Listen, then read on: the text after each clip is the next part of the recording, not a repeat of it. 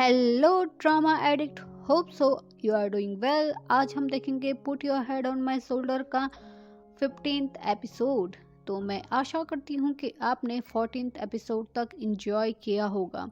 जैसे कि हमने लास्ट एपिसोड में देखा था कि सितुमो गुवई से कहती है कि क्या तुम मुझे पसंद करते हो, जब गुवई उसके लिए स्नेल नूडल्स बनाता है जो उसे बिल्कुल पसंद नहीं होता।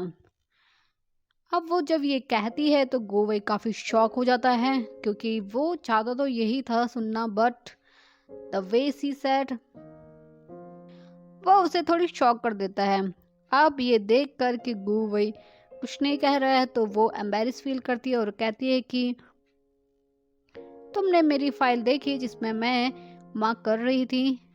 तो उसके बाद वो खुद ही कहती है कि शायद कंसिडेंट था होगा। अब वो कहता है हाँ, तो वो सोचती है कि वो फाइल के लिए कह रहा है, तो वो दोबारा कहती है कि ठीक है कोइंसिडेंस रहा होगा, पर वो दोबारा पूरा कहता है कि हाँ मैं तुम्हें पसंद करता हूँ। अब वो सर झुका लेती है क्योंकि वो कुछ कहती नहीं है, तो वो पूछता है कि क्या तुम भी मुझे पसंद करती हो, और वो हाँ में सर हिलाती है। आप सितुमो के चेहरे पे आप ये खुशी देख सकते हो। इसके बाद गुवई जाके बर्तन धोने की कोशिश करता है जहाँ वो खोया खोया रहता है और एक म्यूजिक चलता है। सितुमो भी अपने रूम में जाकर तैयार होती है क्योंकि उसे जाना है ऑफिस, पर वो आज तैयार होने में काफी वक्त लगाती है। जब वो बाहर आती है तो वो देखती है कि गुवई बाहर खड़ा है। वो सोचती है कि शायद हक करेगा या कुछ कहेगा या मेरी तारीफ, तो वो उसके सामने जाती है और कहती है कि गुवई मैं जाने लग गई हूँ ऑफिस। तो गुवई देखता है और उसे कुछ जवाब नहीं देता।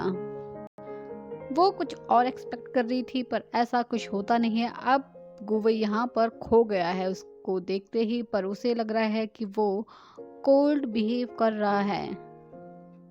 इधर गुवई प्रोफेसर जैंग के पास आता है, वहीं उसका मेड जुलई भी आ जाता है और वो बताता है कि उसने सितुमो को आज सुबह प्रपोज किया। उसके बाद वो सब पूछते हैं क्या तुमने किस किया या फिर हक किया, तो कहता है कि नहीं। इसके बाद वो पीएचडी के प्रोग्राम को लेकर बात करते हैं जो जर्मनी में होने वाली है। ज़ेंग चाहता है कि उसे पीएचडी के लिए भेज दिया जाए क्योंकि जू लई अभी वैसे ही पहले ही फिक्स है, पर प्रोफेसर कहते हैं कि वो गुवई और तुम में से किसी एक को चूज करेंगे और वो शायद इसके लिए एग्जाम लेंगे। इधर फ्यूपई और वोंगशिन कॉलेज कैंपस में पढ़ रहे हैं, तो वो वोंगशिन कहती है कि तुम सिर्फ अपने आप को फोर्स कर रहे हो मेरे साथ पढ़ने के लिए। तुम चाहते थे कि मैं डेट पर जाऊँ। तो फ्यूपई वोंगशिन की गोद में लेट जाता है और कहता है कि यही मेरी डेट है, मैं सो रहा हूँ और तुम पढ़ लो। उसके बाद वो कहती है कि तुम्हें अपने आप को इतना फोर्स नहीं करना चाहिए, एक दिन तुम थक जाओगे। वो कहती है कि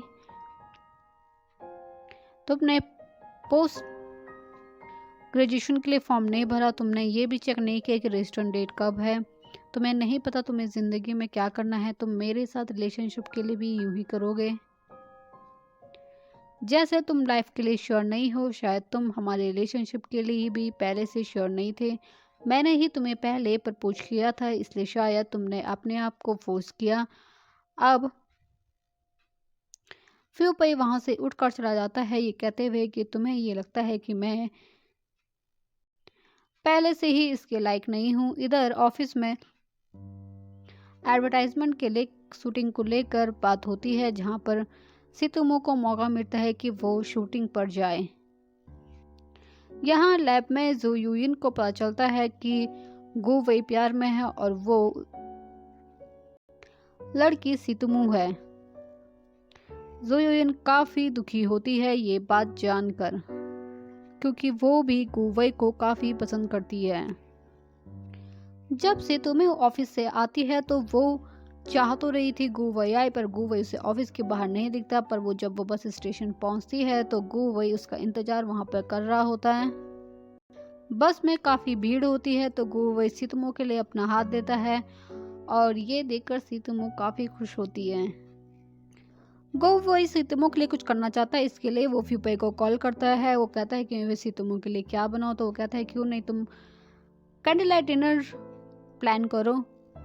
उसके बाद गोवई कैंडल लाइट के लिए पूरे कमरे की लाइट बंद करके सारी कैंडल जलाता है और वो दोनों डिसाइड करते हैं कि वो देखेंगे एक मूवी खाना खाने के बाद। अब गोवई खुद तो नहीं बना सकता था, इसलिए उसने खाना ऑर्डर किया। जब दोनों मूवी देख रहे होते हैं तो गोवई की नज़र सितुमो में होती है और वो चाहता है कि वो सितुमो का हाथ पकड़े।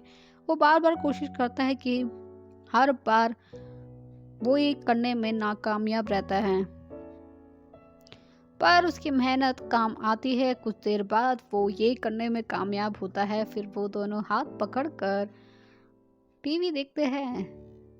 फिर जब वो किस करने ही वाले होते हैं तब तक सितुमो को आ जाता है कॉल और वो रूम से बाहर चली जाती है। ये कॉल होता है वॉन्गशिन का, जो फ्यूपे के बारे में उसे बताती है। अगले दिन जब गोवई उठता है तो वो देखता है कि सितुमो रूम में नहीं है। वो सोचता है कि सितुमो कहाँ चले गए। सितुमो की उस दिन शूटिंग होती है, वो मॉर्निंग में ही निकल जाती है। और यहाँ पर एंट्री होती है एक हीरो की जिसका नाम है लिंजेई। वो इस एडवर्टाइजमेंट की शूट का मेन एक्टर है जिसके साथ सितुमो को शूट करना है।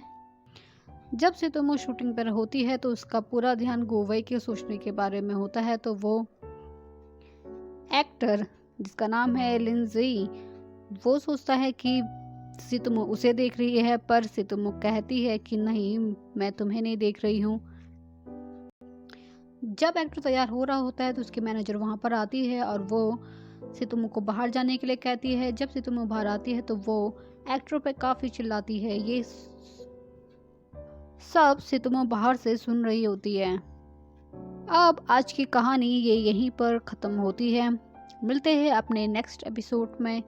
तब तक please like, comment, share and subscribe to drama addict. Thank you so